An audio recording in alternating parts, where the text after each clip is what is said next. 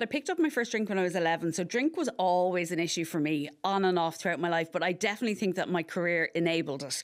It didn't cause it, without a doubt, did not cause it, but it enabled it because we get invited to the opening of an envelope. There's a free bar. At the time, because I was working for RTE, I was over and back to the UK on press trips. Everything was free, flights, hotels, everything. So, you're living the high life. And again, I know some people might think 23 is a good age, but I was a child. In my head, I wasn't a very mature 23-year-old. So to be exposed to that level of things, I just took it to the max. And, I was a highly functioning alcoholic at that stage. Did you know that you were a highly functioning alcoholic? Did you know that your alcohol consumption was a problem, or was it just that's what everybody did? It was a bit of both. So my family and people close to me would have definitely had the red flags up at that stage, and they were like, this is not normal. You're the one who passes out at the end of the night.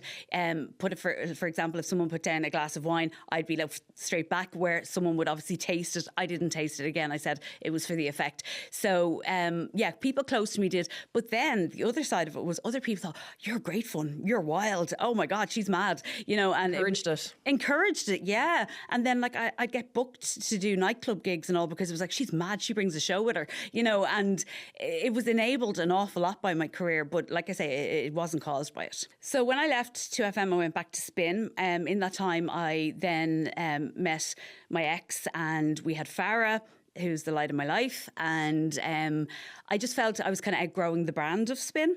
And I decided I wanted to do something different. So Sean Ashmore, who is actually part of the board in East Coast, and I've worked with him on and off for about 20 years, he said to me, why don't you think you come into Classic Hits?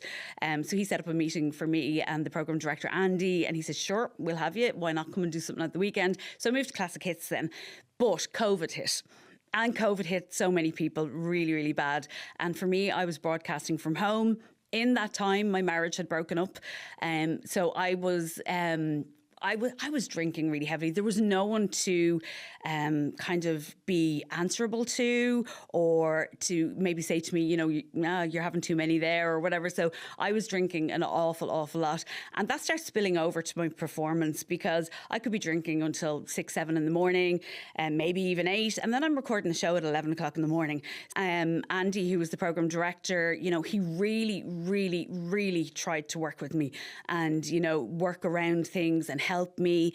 But I think I was gone beyond help at that stage. So, but the problem is that now, through the learning that I've had and the understanding that I have, it was always there.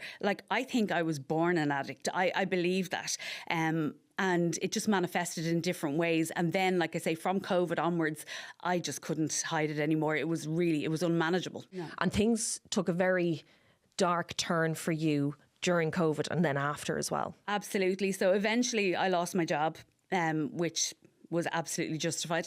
And then I lost my house because my landlady, I was in private rented accommodation, wanted to sell the house. I was out of control with my addiction. I was so deep in that dark addictive place that I could not do anything for myself. So I found myself on the 18th of August with my notice to quit. I had to leave the property and I had nowhere to go.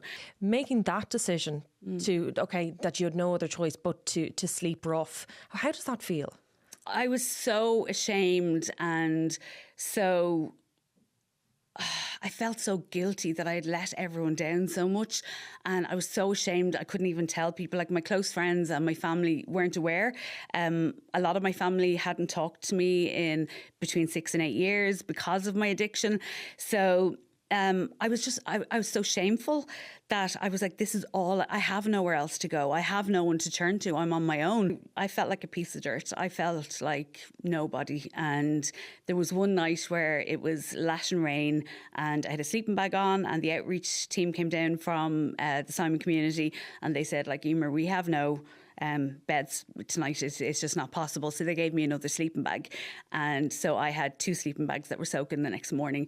I smelled, I felt dirty, I felt nobody. It was literally my rock bottom. People were coming out of the church nightclub, and this was kind of the 3rd week in November. So people were full of the joys. There was probably office parties going on, and, people were in really high spirits. And, they walked by me, and 2 guards walked by me at the same time, and nobody saw me. And I was like, wow. I mean, I feel like crap. I feel like nobody, but I actually am. Like nobody can see me. And that was a really lonely point, and a point where I thought, this is it. This is how this is going to be me. I'm going to die here.